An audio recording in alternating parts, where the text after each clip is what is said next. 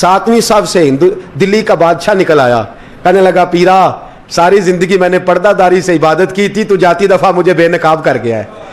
اتنا بڑا انہوں نے شخص تیار. اور حال یہ تھا, لوگ کہتے ہیں کہ فلانا آدمی امیر آدمی ہے تو حضرت صاحب کا تعلق, پیر صاحب کا تعلق زیادہ ہے, تو اس کی عمارت نہ دیکھ, کبھی کبھی اس کی پرہیزگاری بھی دیکھ, اس کی خدمت گزاری بھی دیکھ.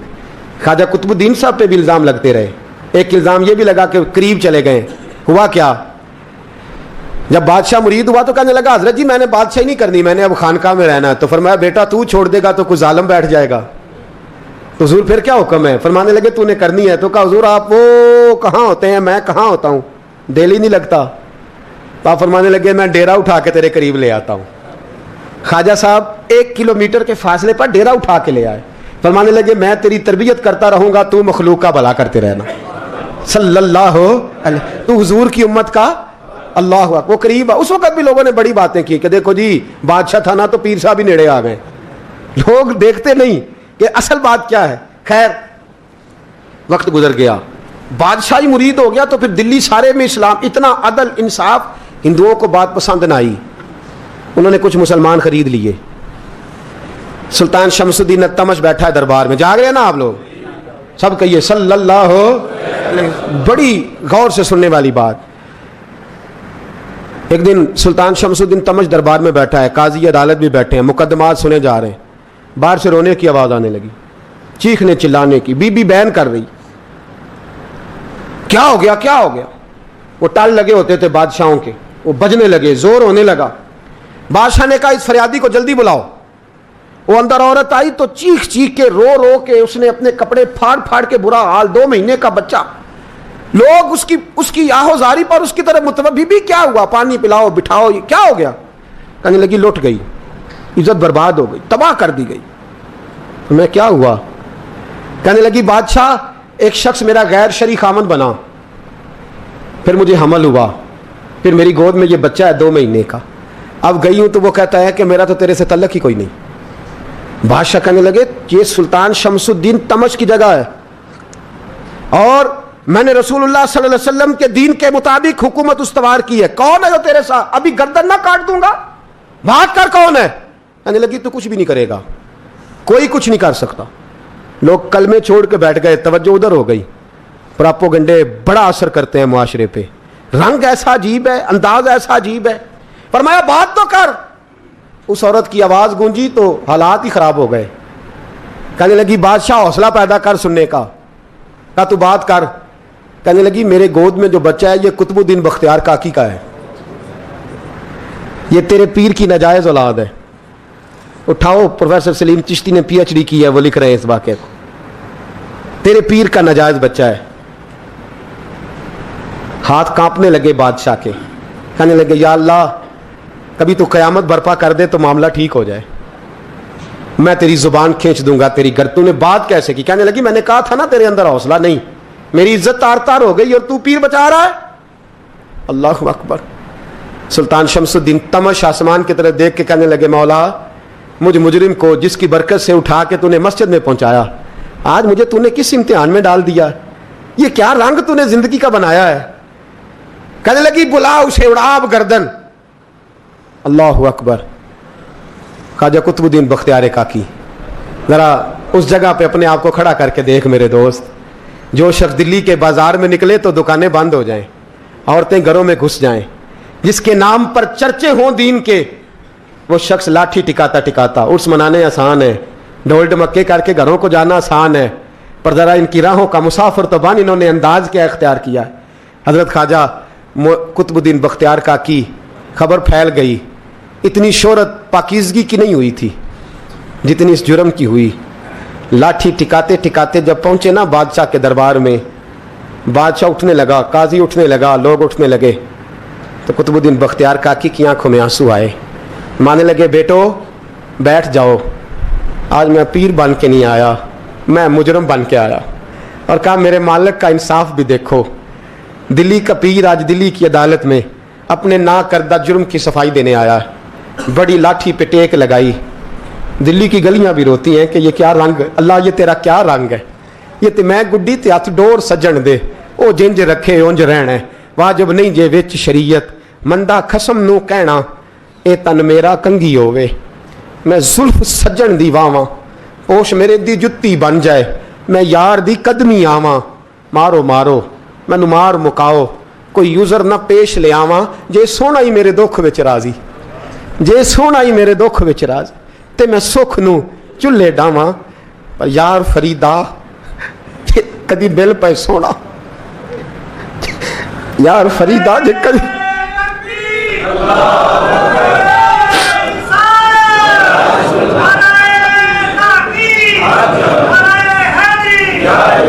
ਜੇ ਕਦੀ ਮਿਲ ਪਏ ਸੋਹਣਾ, ਬਸ ਉਹਨੂੰ ਰੋ ਰੋ ਹਾਲ ਸੁਣਾਵਾਂ। ਟੇਕ ਲਗਾਈ ਹੈ, कहने लगी बीबी बोल दे गवाही, कहने लगी बीबी रब जानता है, रब का रसूल जानता है, पर मैं तुझे नहीं जानता, तू कौन है। कहने लगी अच्छा, वो लोगों को भेज के तहज्जुद के बहाने पिछले दरवाजे मुझे अंदर बुलाना, रब तेरा भूल जाना। फिर रोने लगी, फिर मकर करने लगी। मुझे बताइए ऐसा कोई मुकदमा हो तो लोग क्या कहते हैं? यकदम हालात बदलते हैं कि नहीं बदलते?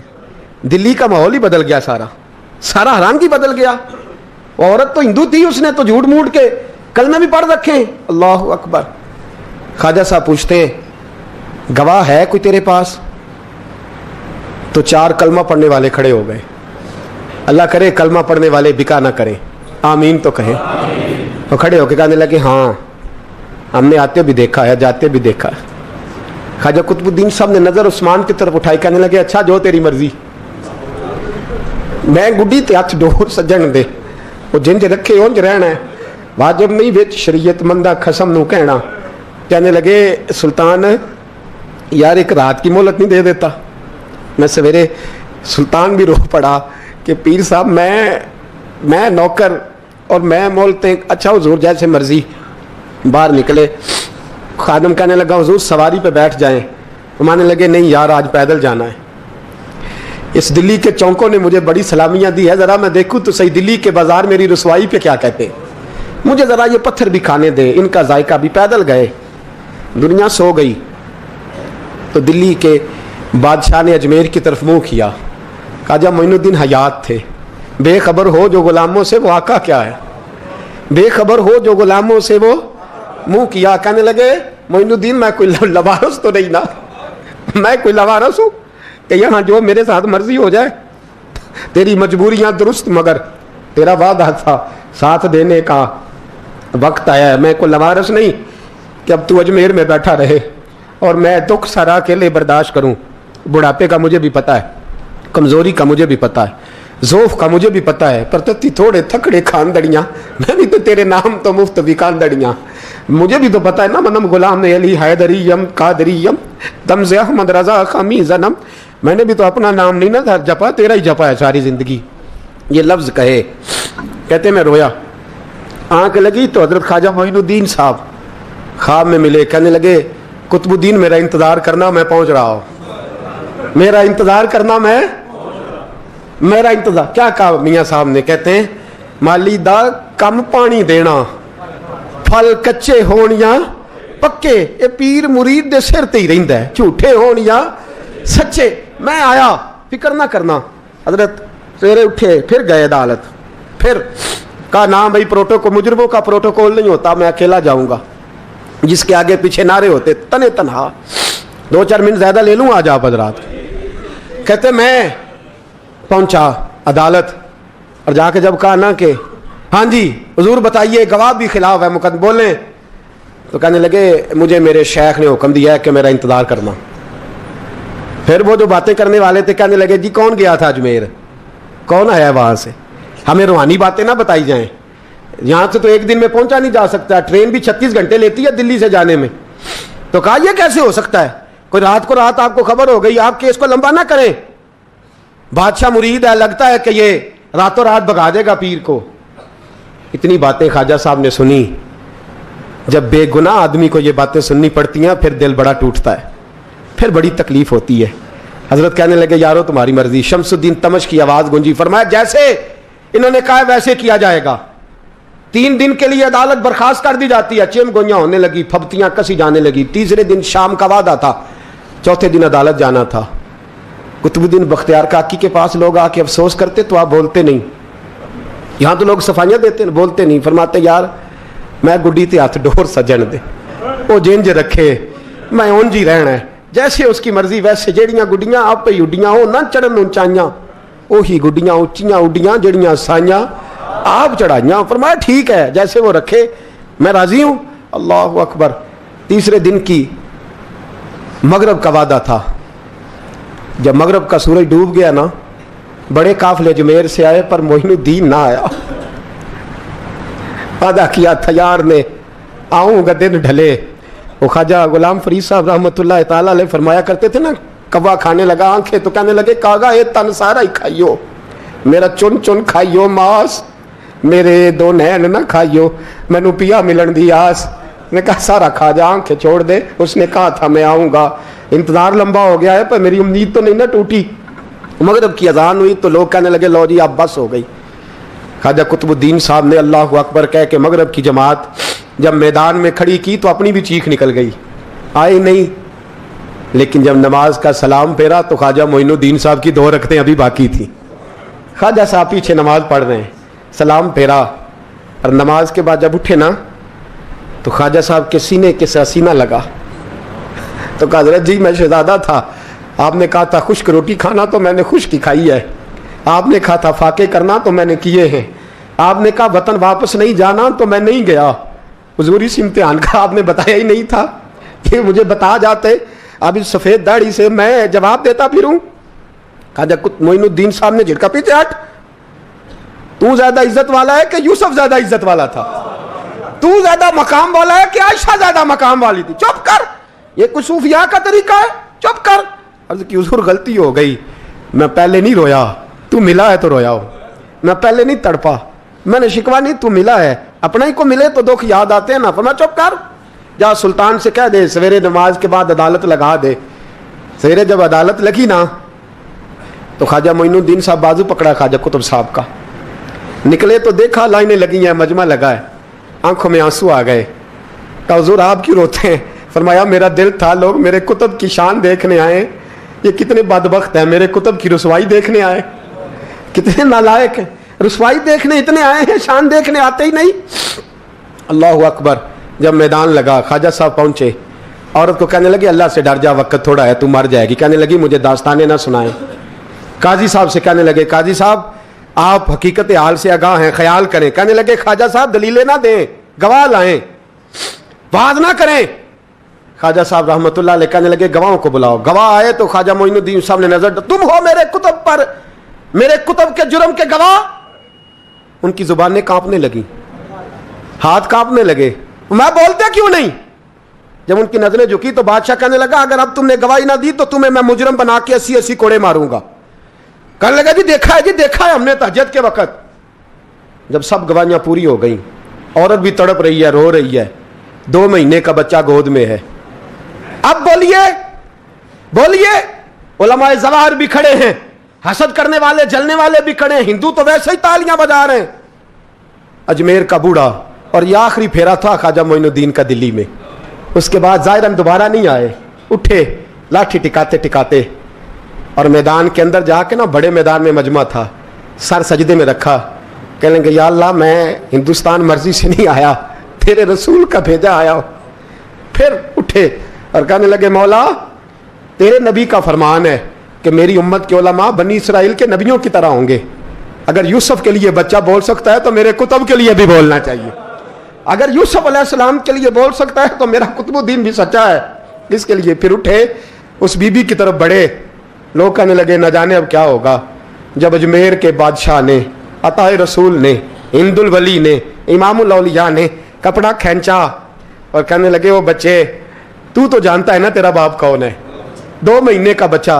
जब नाना बोला तो बीबी कहने लगी अब क्या कर रहे हो, बच्चे भी कभी बोल रहे हैं। मैं बीबी चुप कर, इन्नल्लाह अला कुल्ले शैइन कदीर, मैं कमजोर रब का मानने वाला नहीं, कुदरतों वाले रब का मानने वाला हूं।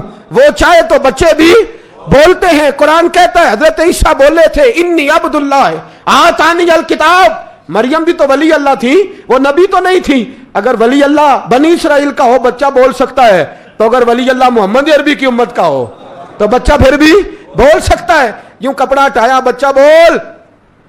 2 महीने का बच्चा मां की गोद में उठ के बैठ गया और बच्चा बोल के कहने लगा अस्सलामु अलैकुम या वलीउल्लाह। जब ये लफ्ज अदा किए तो नारे लगने लगे, लोग रोने लगे, बीबी बेहोश होके गिरी, फरमाने लगे मुझे सलाम ना कर, मेरे कुतुब की बात बता। कहने लगा कसम है अल्लाह की इज्जत की, वो सामने मजमे जो सरदार बैठा है वो मेरा बाप है। कुतुबुद्दीन तो बेगुनाह है, कुतुबुद्दीन तो बेगुनाह है, मेरा बाप तो वो बैठा है। ये काजी भी साजिश में शरीक है, कई मुसलमान खरीदे गए, ये गवाह खरीदे गए। जब गवाही हो गई, बच्चा ये लफ्ज कह के अल्लाहु अकबर कहता हुआ फिर चुप कर गया। ख्वाजा कुतुबुद्दीन साहब का बाजू पकड़ा, ख्वाजा मोइनुद्दीन साहब ने मजमे से बाहर निकले। लोग कहने लगे हुजूर आप कुछ बोलते नहीं। फरमाने लगे जिसने बोलना था वो बोल चुका है, जिसने बोलना था वो, जो जादू वो जो सर चढ़ के बोले। फरमाया तुमने अफवाहों पे नजर रखी और मैंने अल्लाह की कुदरत पे नजर रखी। तुमने इसके किरदार को झंझोड़ा और मैंने इसके किरदार को तामीर किया। हजरत सुल्तान शमसुद्दीन तमश भी पीछे दौड़े, कहा हुजूर कहां ले जा रहे हो? और मैं कुतुब मेरा है, मैं जुमैर साथ लेके जा रहा हूं। अब मैंने अपना बच्चा तुम्हारे सुपुर्द, अब मेरे पास रहेगा। तुमने सताया मेरी औलाद को, अब ये मेरे पास रहेगा, मैंने नहीं तुम्हें देना। लोग राहें बिछा के, नजरें बिछा के बैठ गए, पाँव में गिर गए, कहने लगे हुजूर हमारे लिए नहीं, रसूलुल्लाह के दीन के लिए, हमारे लिए नहीं, तामीर शरीयत के लिए, अदाए सुन्नत के लिए छोड़ जाइए। ख्वाजा साहब कहने लगे कुतुबुद्दीन जा, तुझे छोड़ के जाता हूं, अब कयामत तक कोई तेरी रुसवाई की जरूरत नहीं कर सकेगा। अजीज याद रख, ना अफवाहों पे लगा करें, ना किसी बरादरी, किसी कौम, किसी शख्स के बारे में ऐसी बातें। यहां तो लोग गड़ गड़ के चीजें लाते, गड़ गड़ के चीजें लाते, और जिनकी हैं उनके पास बड़े दलाइल हैं अपनी सफाई पेश करने के लिए। जो गुरबा मसाकीन होते हैं,